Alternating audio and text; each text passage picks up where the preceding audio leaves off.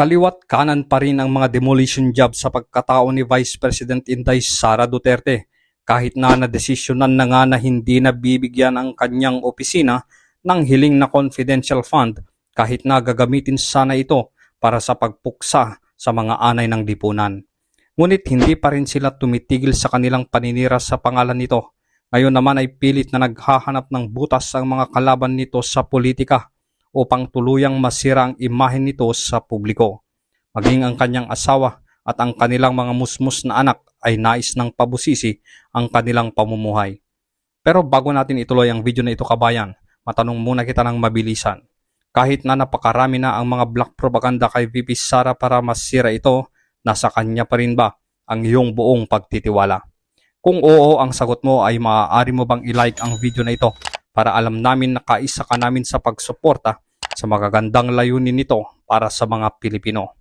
Ang bagong gustong silipin na naman ngayon ng mga makakaliwa ay ang SALN nito o ang Statements of Assets, Liabilities and Net Worth.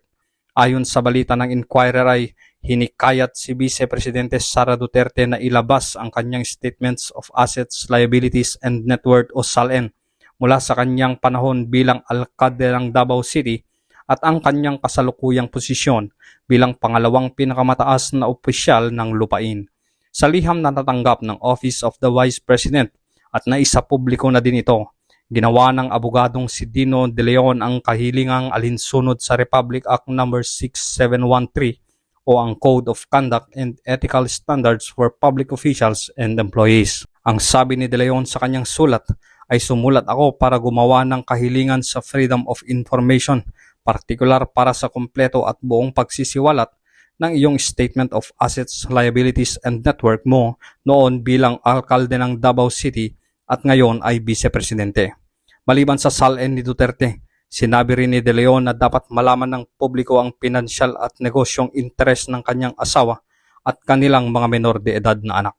Pagdidiin pa ng abogado, bilang isang pampublikong opisyal, alam mo na ang iyong SALN ay dapat handa para sa pagsisiyasat ng publiko, alinsunod sa kagyat ng pangangailangan upang maikasatuparan ang mga karapatan at konstitusyon ng impormasyon.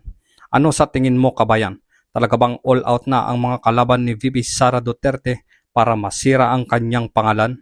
Tama ba na maging ang kanyang walang kamalay-malay na mga anak ay idamay na rin sa kaguluhang ito? Makinig kayo sa lahat ng sinasabi sa palibot ninyo at tandaan ninyo, kung sino man ang kumukontra sa confidential funds ay kumukontra sa kapayapaan.